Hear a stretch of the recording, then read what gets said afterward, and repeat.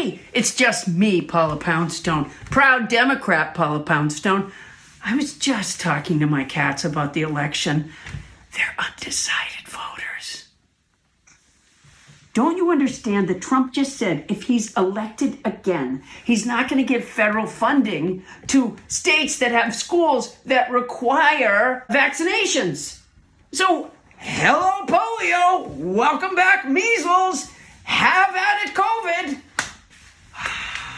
People can help out.